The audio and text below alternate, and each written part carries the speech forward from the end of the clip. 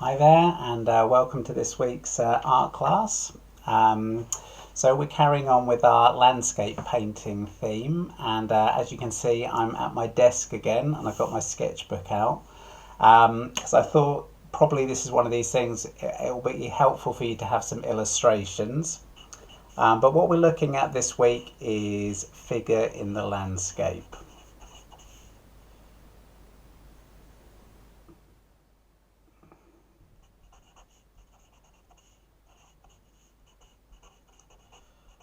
Okay, so there are several really good reasons for introducing figures into your landscape paintings. First of all, they can help to add a touch of life. Obviously, you can have landscapes where you have sort of open spaces or urban landscapes where things can be a bit static. Introducing figures is a great way to almost add a sort of almost a touch of animation to a scene. Certainly scenes of parks and pathways and beach scenes, all of them will have a different flavour if you can introduce little figures into them. Okay, so to be clear, what we're talking about with figure in the landscape, you have to be aware of a distinction. So let's see if we can see this. So if you've got someone, say, sitting on a chair, okay, maybe at the beach, and they're sitting there, okay, that sort of thing is more, and then you've got like a landscape in the background.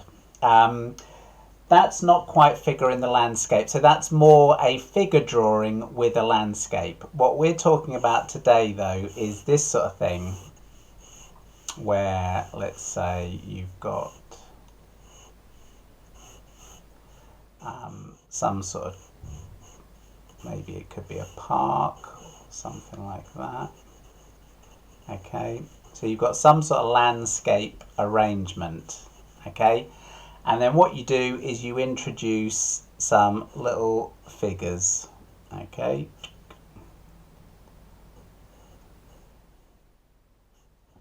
something like that. So that's the sort of thing I mean. And so what that does is it introduces things such as scale.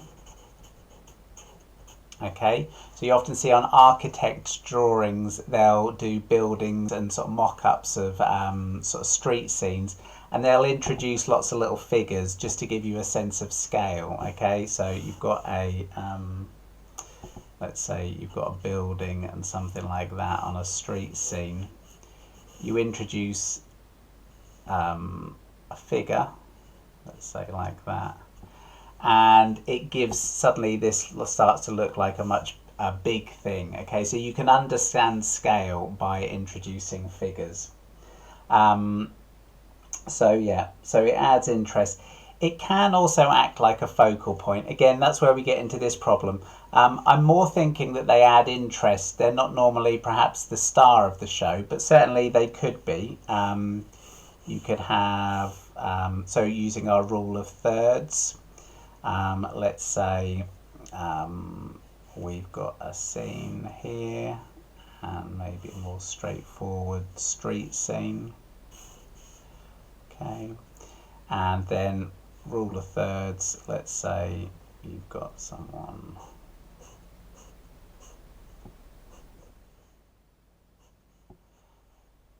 Now, when you have that, the figure there is acting like a vertical, and so it's creating something like a focal point, and maybe you would balance this with perhaps some sort of distant objects here. Okay, so this is more a focal point as opposed to a detail. Okay, so they're a good thing to be able to introduce, and what we're after is the ability to draw figures in a sort of fairly loose, freehand way, and that sort of sit nicely. We don't want to be labouring. We're not doing, like, for example, we're not doing a portrait of someone, and we're not even really doing a detailed figure drawing. We want to be able to do a sort of freehand version of a person, just to trick the eye and say, oh, there's some people. And it's one of these things that it's harder than it looks, especially because we're working quite small. So I'm going to go over a few points that might be of use to you, okay, when thinking about that.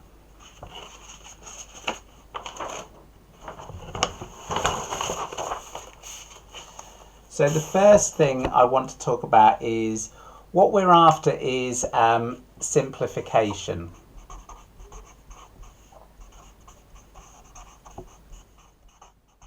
Okay. Now, but in order, I can give you some formulas, and again, if you look online, you will see two really good formulas for drawing figures. One of them is the carrot idea. Okay, so here's our carrot, and there is our sort of carrot top.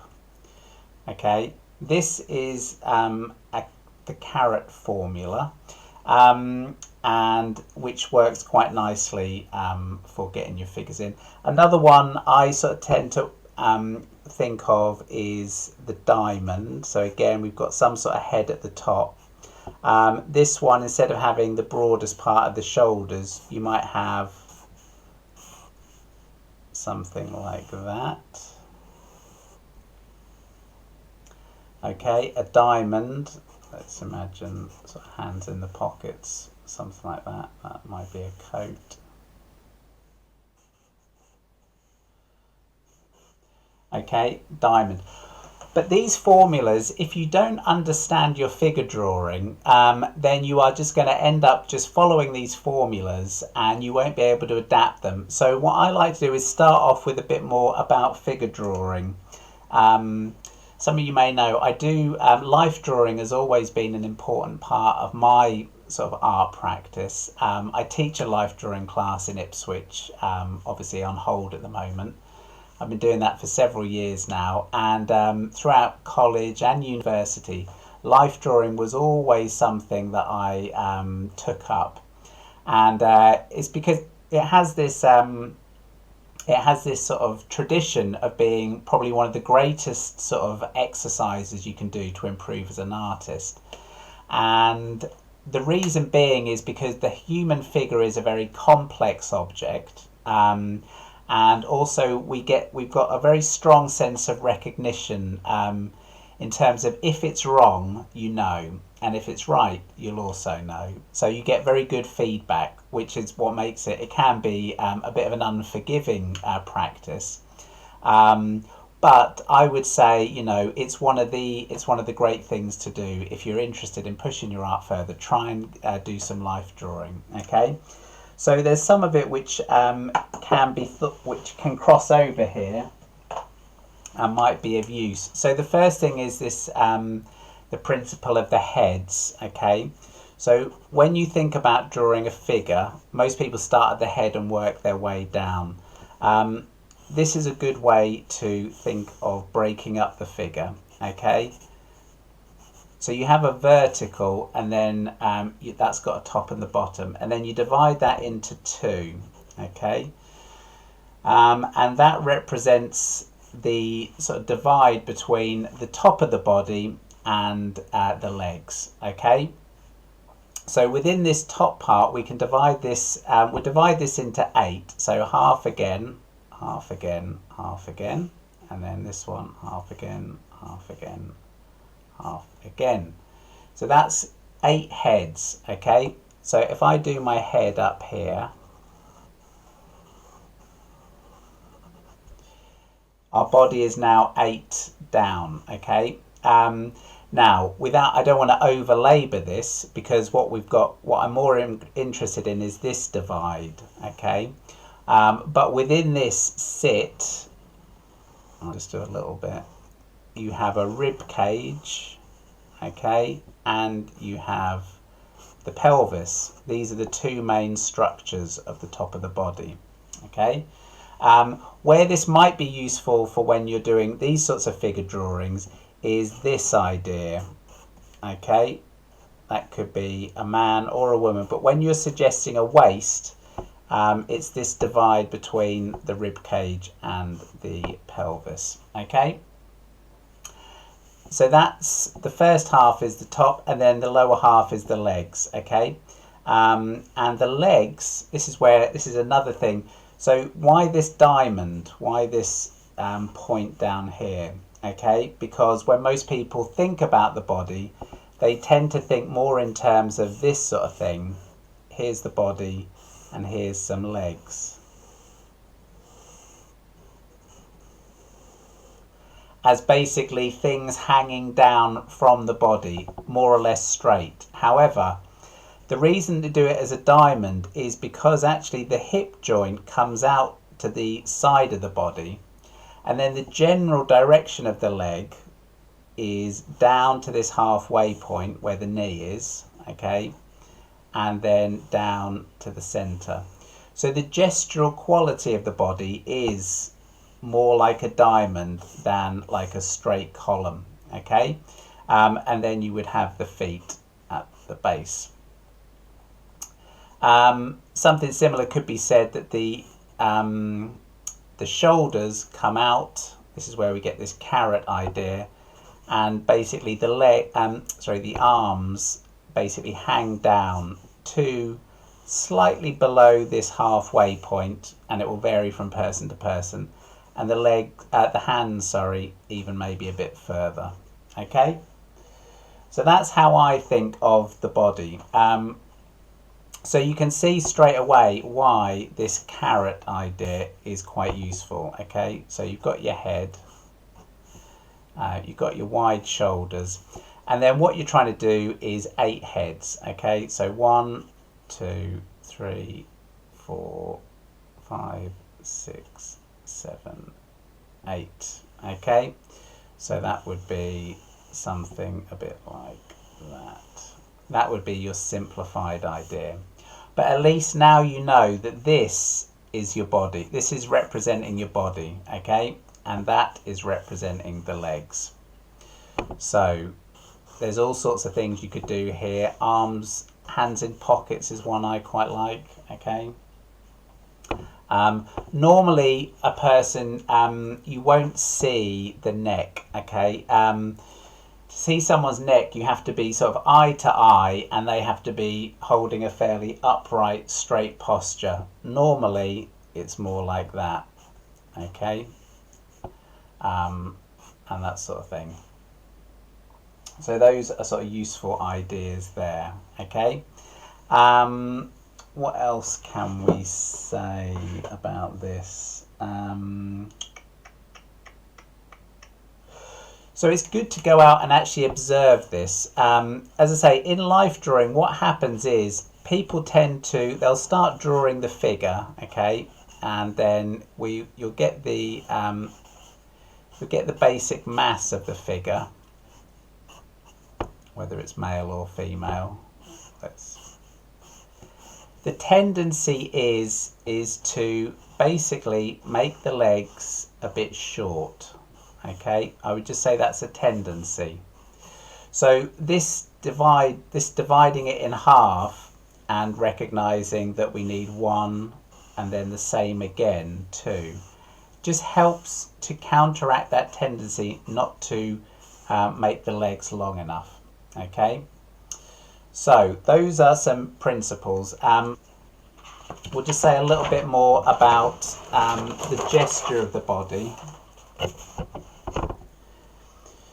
So let's say you're drawing a person from side on, okay, so again we'll mark the top and we'll mark the bottom, okay, then we'll find the center of that, and that gives us our waist, okay, 1, 2. So again, 8 heads. Some books prefer 7.5.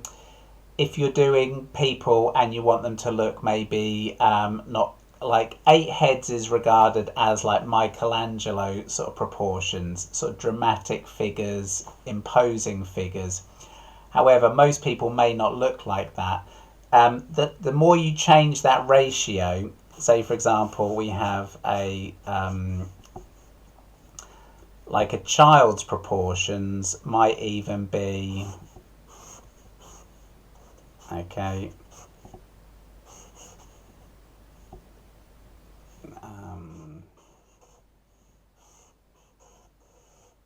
something like that. Okay, so what's that? That's 1, 2, 3, 4, 5, 6. Okay, so as you can see, that looks a bit more childlike. But this 8 heads is more for your dramatic sort of proportions. So, but from side on, there's some gestural ideas which are quite useful. So, side on view of the head is like so.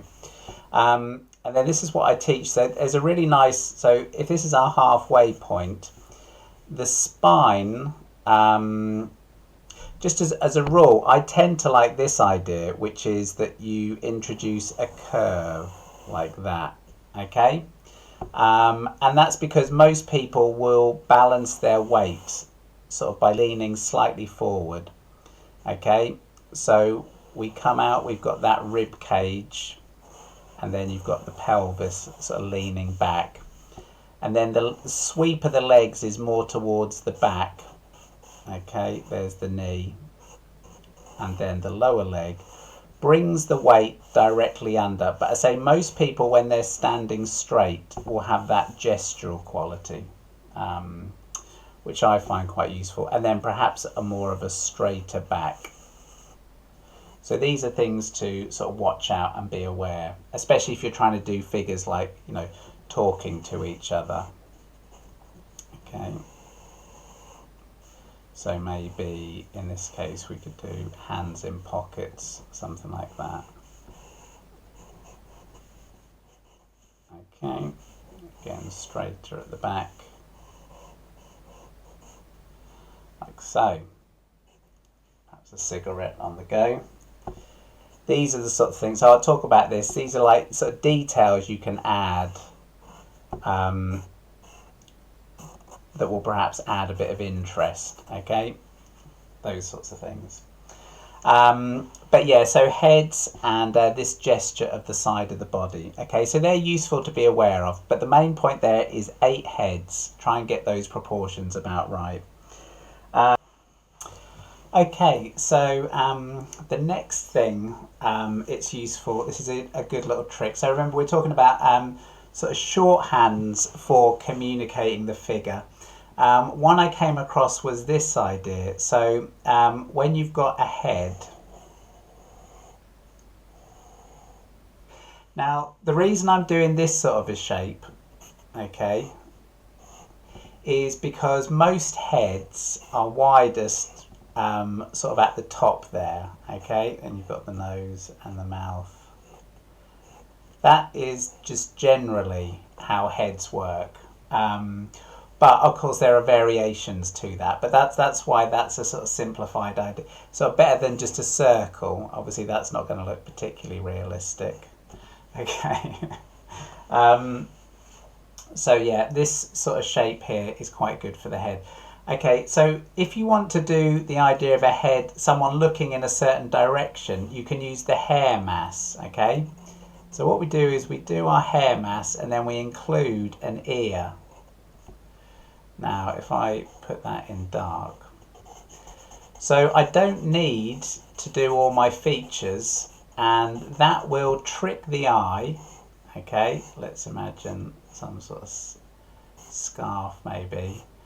Even without any detail, that suggests a face looking in that direction. And likewise, let's do another one, maybe. Okay, same here, round the ear.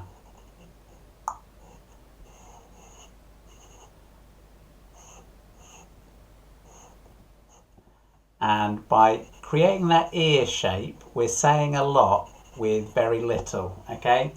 and we've already got the suggestion of two people that are basically looking at each other. So this will come in useful when we do our watercolours.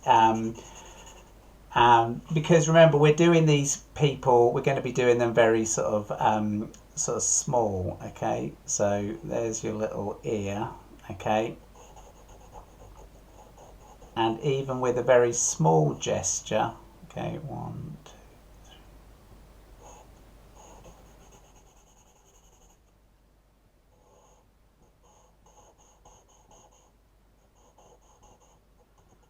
we can suggest quite a lot, you see. Okay, so using the hair mass, that is one of the things that I think is quite useful. What else? So another one is, you'll see this with watercolors. I'll try and do a demonstration for you in a bit with the watercolors. Is understanding a bit more about the feet. So you will see this effect quite a lot. Okay, you've got your head. Let's use something a bit like our carrot. Now, as I was saying, we use a sort of V, and what's happening here is, let's say we put this, create the body there, is that some artists will do this sort of thing, where you don't actually need to include the foot. And you can just have this sort of a shape. You don't need to include the shoe. And you can actually create a gap. So let's say that's where it was going to meet the ground. We can create a gap there, maybe, and then cast our shadow. And the reason you do this, or artists do this, is because creating the gap gives you the feeling. You remember we talked about trees, and as the branches get thinner, they become lighter. So likewise, we don't want necessarily to include the shoe. If I put the shoe on there, okay, and a shoe on there, this is to suggest the sort of foreshortening of the shoes. You see, it's a bit heavy and it pulls the attention down, whereas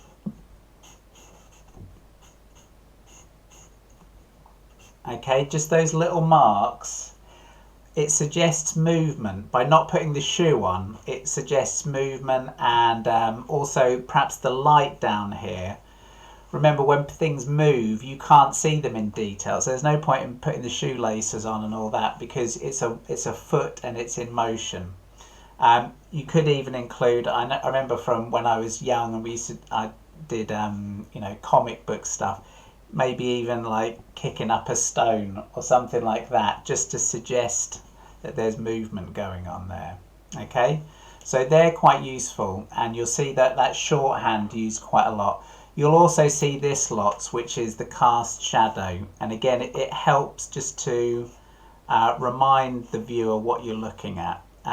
It suggests, obviously you have to have the lighting conditions to support that, but it's quite a useful addition as a sort of shorthand. Okay, so I'm going to say a little bit about perspective and the figure, because this is one of these things that it's helpful to know it. If you don't know the theory, you could easily make some mistakes with this. Okay, so let's start with a example here. So in a landscape painting, if you remember from when I talked about perspective, our horizon represents our eye level. Okay, now we could be lying on the ground, we could be sitting, or we could be standing. But let's assume I'm standing, okay, and so that's where my eyes are. So if I draw an imaginary head here, that's where my eye is, that's my eye level. Okay. Now, if there's someone who's got the same height as me, okay, even if they're standing in the distance, their eyes are going to be level with mine. okay, because with perspective, the eye level is a constant. So I can put my other person, even if they're in the distance here, that's where their eyes are going to be, and all the way into the distance like that, okay. Now this comes useful because let's say that line comes down here. This head's a bit big actually, but let's make that. So what this means is that this perspective line going to the distance, that tells me where the legs are going to end. Okay, so we've got one there. We've got another one there. Another one there and another one there. Hopefully you can see that, and that makes a certain degree of sense, okay. So as I say, the head always remains at eye level. So this becomes important. So if, for example, I draw a person like this, okay, and let's say their head is above eye level, so we'll just do a person like that, walking along. Now, because he's above our eye level, that gives us the feeling that we're actually looking up. We're looking up at this person, okay? And this gives a rather dramatic feel.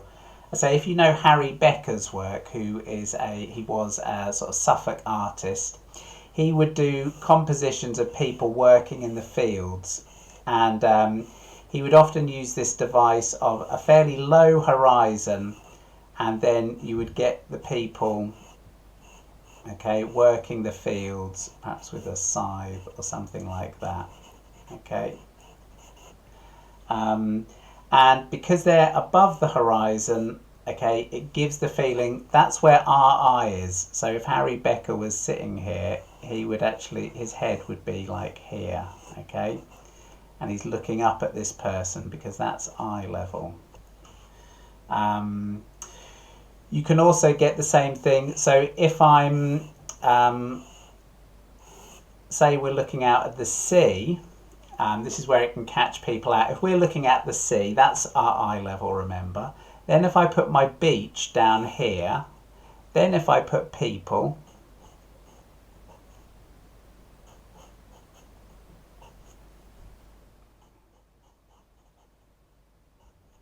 okay, this will give the feeling that I'm looking down on them, okay, because this is where my head is, up here. It's implied by where the eye level is, okay. So this can be quite useful, and I'll just show you one of the reasons where it applies. So as you know, here's our vanishing points, okay, that's say a path. Now if I draw a person eye level there,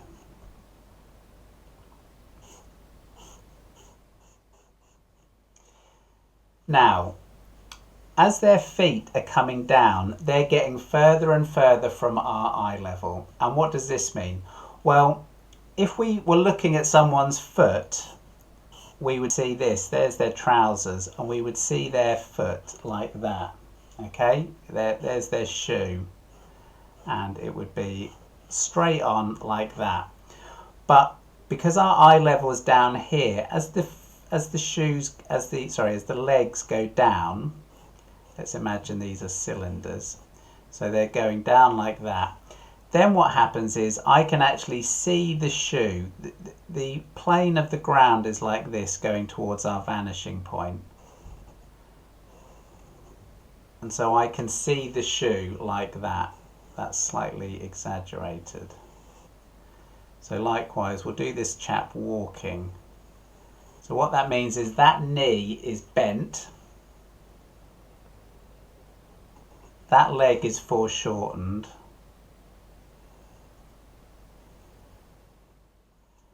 And there we can see that foot sort of revealed there, okay? So this, we're looking down on this foot, on this shoe, that's why we can see it. and this shoe is sort of foreshortened from us. There's the knee in shadow. Okay. Now again, that's quite useful to know if you're going to try and do these simplified figures. So on a simplified level, that might just look something like this, okay?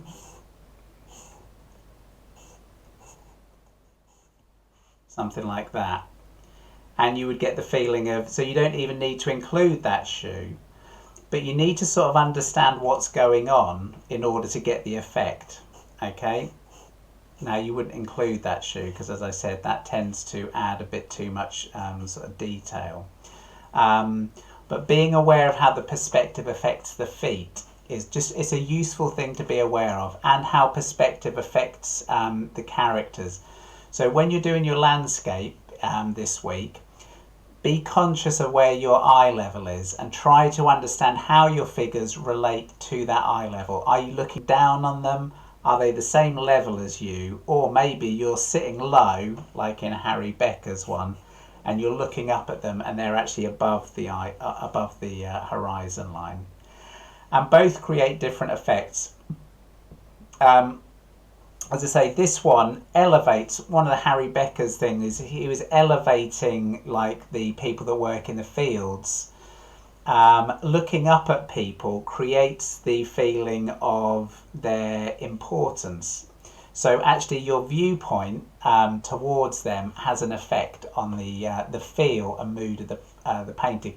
Here we're looking down on people at the beach, which makes us feel somewhat detached from them. Okay, whereas if they're either the same as us, then we feel like we're on the same level and we're sort of actually in that scene. Okay. So they're sort of slightly complex ideas, but it's good just to go over them just so you are aware of them. And that's legs and feet. And then I was also going to say something about the addition of things. So, okay, let's say there's our figure. Now, I like to put a scarf or something under the feet. And you'll actually also see, let's say we do this sort of carrot one, which is a bit like big shoulders. So 1, 2, 3, 1, 2. So that's down there. Okay, that's the waist. Sorry, that's the bottom of the body. So that would sort of be your waist, like that, if you remember. Rib cage and pelvis there. Something like that.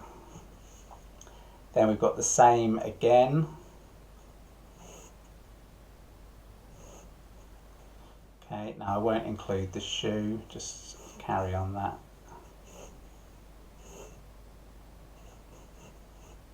I think it's good not to have them at the same, if they're going to end, don't let them end at the same level, okay? Now let's say we've got something like that. Again, this zigzag is quite useful at suggesting a jacket. So if you were going to do like a businessman or someone like that, you might include that sort of shape. So things that are quite good, scarf. Again, that's a simple shape. You'll see artists do. It could be a sort of bright splash of red or something like that. Obviously a hat. Hats are quite good because of the silhouette. Okay, probably going to cast the shadow, the face somewhat in shadow. Other things are quite good are, let's say, we'll do our ear shape, okay, and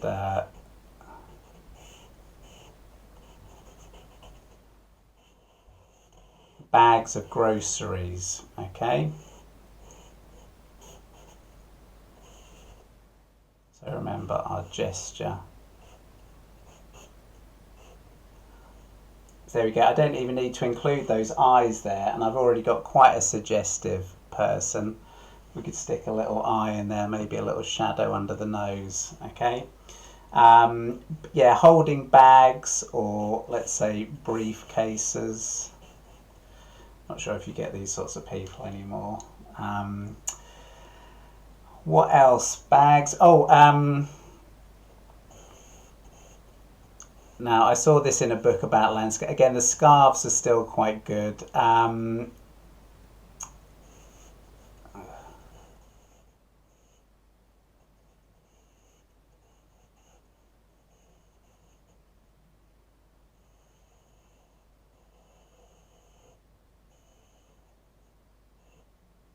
Stick.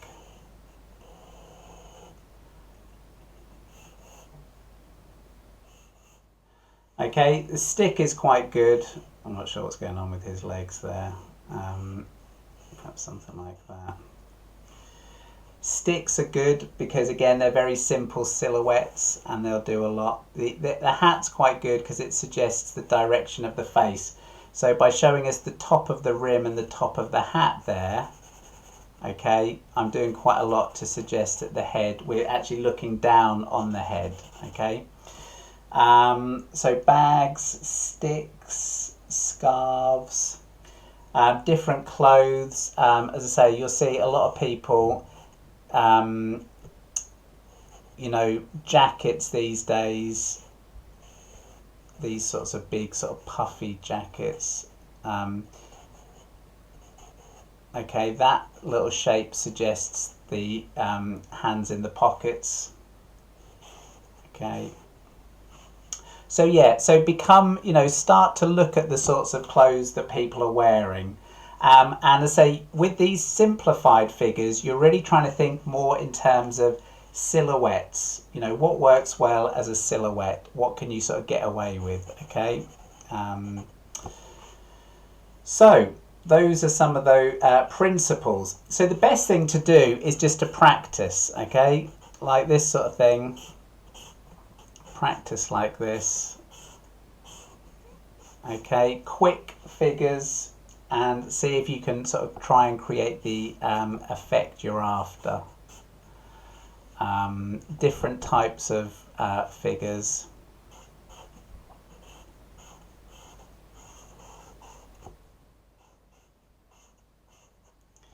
Okay, different size bodies, that sort of thing. Okay, that will add interest. I'm not quite sure who that is. And say the relationship of the heads and the... so let's see, we'll put a child here. Okay, so remember, big head.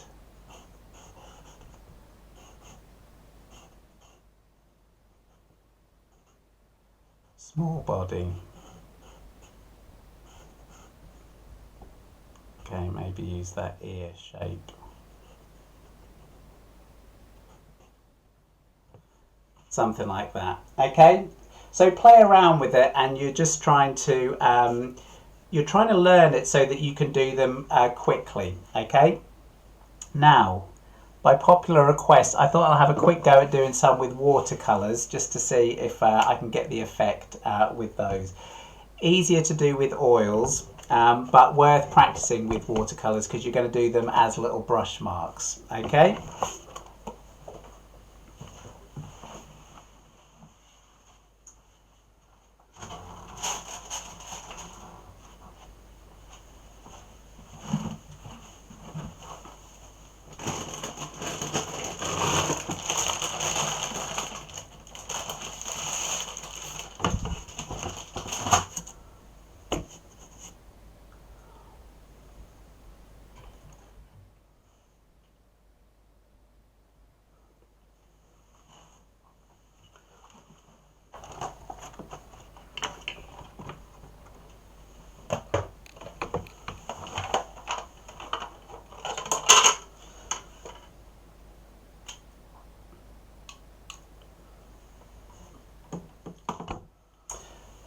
Okay, so got the watercolors out now, and we'll just have a go at a couple of figures. I did watch a few demos, so I'm going to try some of the things I saw there and see what we can get.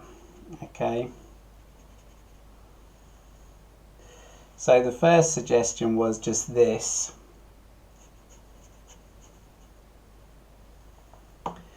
Okay, a sort of blobby shape like that. Okay, so we'll start with our blob. and then go for a slightly smaller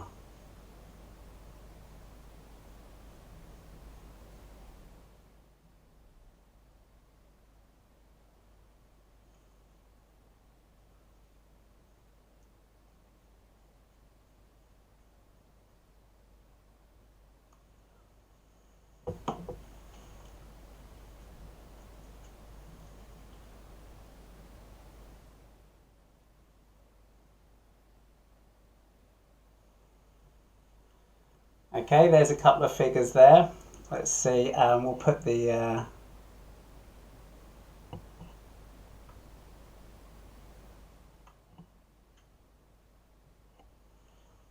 shadows in.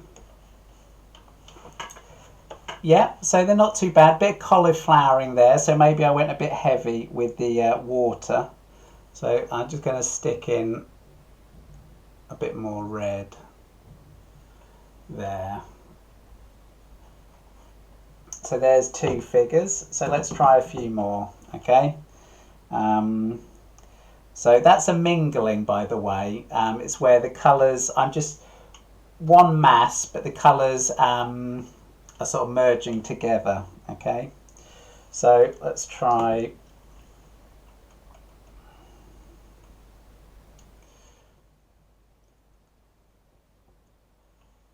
there's our head. Okay. So I'm going to merge those. So 1, 2, 3, 4.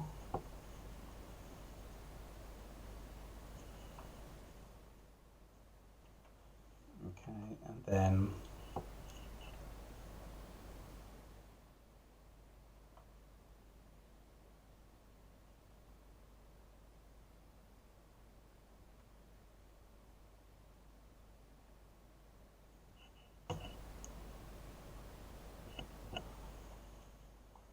something like that. It's a bit thin at the waist, okay, and I think we could almost get away with a little darkening at the top there, maybe a bit of a cast shadow.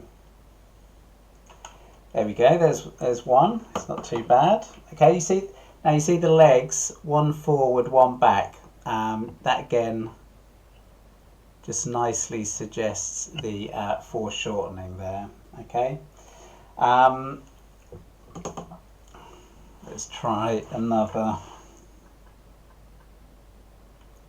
So again, trying to think of a type here. So I'll try and do. Let's see. So this is our ear shape. So there's our face. Now these have all not been too bad, so if I do one that's not so good,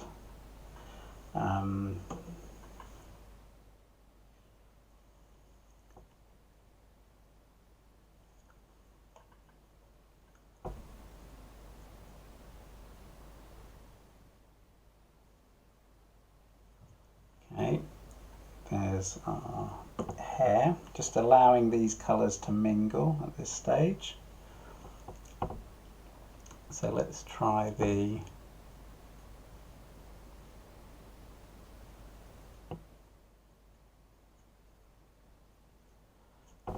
and this one's going to be a suggestion of the bag. Okay.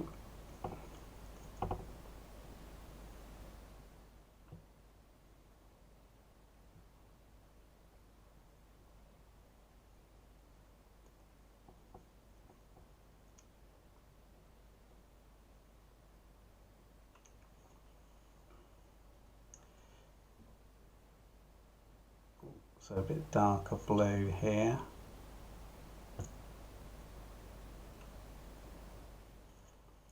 Just going down.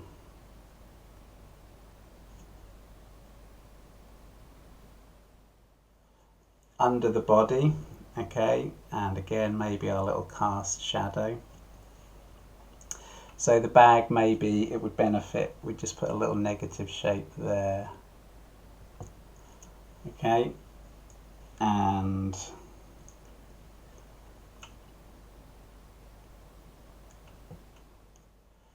just to suggest that arm. So this is all a bit wet in wet at the moment, okay? So there you go, that's someone having a chat. We'll put a little, again, bit of a shadow under there. It might even benefit from a touch of red. Okay, so that's one. What else? Maybe the old man with the stick. Let's try that. Okay.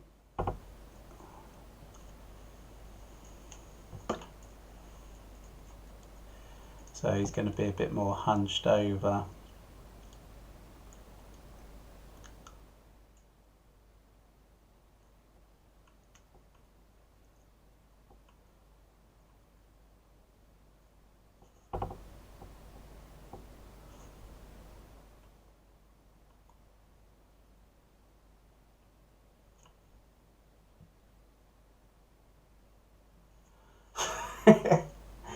There he is. We'll put the shoes on in this case. Perhaps not on that far one. There we go. And give him his stick.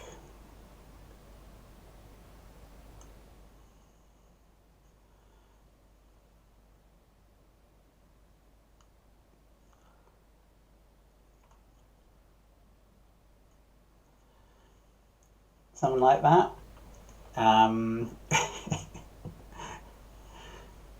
Yeah, it's definitely a bit hunched over, but yeah, they look like they're having a chat. So that's what I would suggest doing is, yeah, get your watercolors out and maybe suggest these, because these two, although they have cauliflowered slightly, they're not too bad, because they're the sorts of, it's these small ones. Incidentally, I'll say that this, it's not uncommon. You'll see watercolorists, we've got two here. Okay, a little dot of red for the face, one blue. Okay,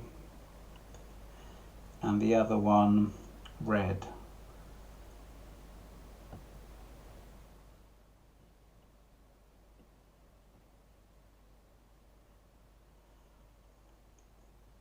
Then we go a bit darker with the legs.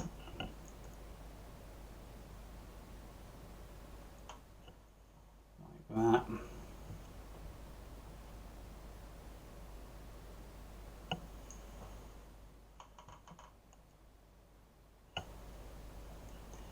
And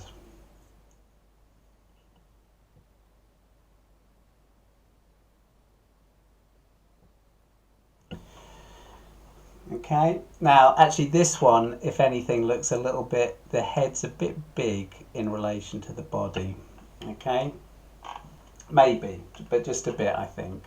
We could also just try out whilst we're here, again, silhouettes.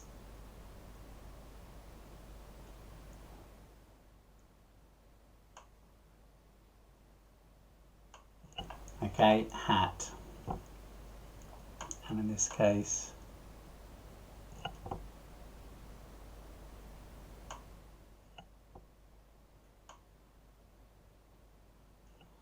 okay, another stick. So you get the idea. So yeah, I would just play around with these, because these are the sorts of figures you're going to want to stick in. But yeah, my main suggestions, make sure you try and get your ratio of head to body right. If in doubt, okay, make the body bigger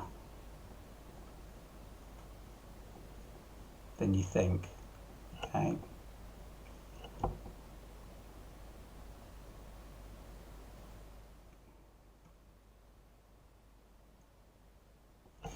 That's really that's one of the areas where the practice is to work on these. It's the legs. It's getting those to behave correctly. So like this one, I've done a bit like with a bent knee. Okay, something like that. Just to give that feeling. So that's quite nice with the gesture of the shoulders there, okay? And that one hasn't got a scarf. In fact, I don't think, but these two are good up here, so I'm pleased with those. Anyway, so there we go, figures in the landscape. In fact, let's just do we'll just do a quick one here. I mean, these could be, couldn't they, on a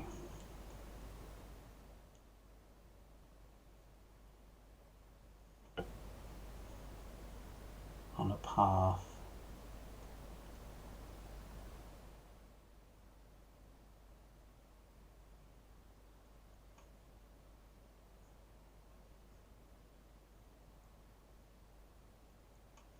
Something like that. Yeah.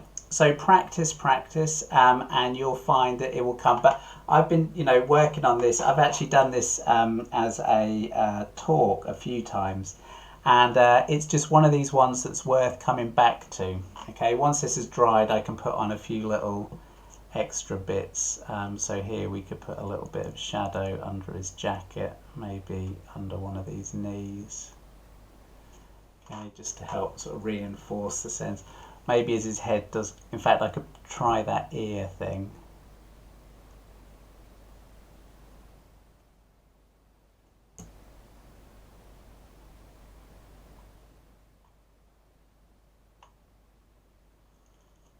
Okay, there's the ear, maybe a bit of a shadow under the chin.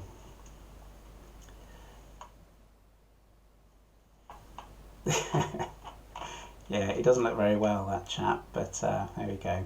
Anyway, yeah, so have fun with it. And so what I'd like you to do this week is I want you to, I want you to practice this, but do it like this. Practice on a spare bit of paper. Take on a landscape. It might be from your own reference material or someone, an artist you like. And see if you can put some figures in, okay? Try to get them the right scale. Think about your perspective. And you can send me them in and we'll see how you get on Friday. This Wednesday I'll upload another demo. I haven't decided what I'll do yet, but I'm sure it will incorporate some figures somewhere. Okay, anyway, thanks for watching and I'll see you again soon. Okay, cheers, bye.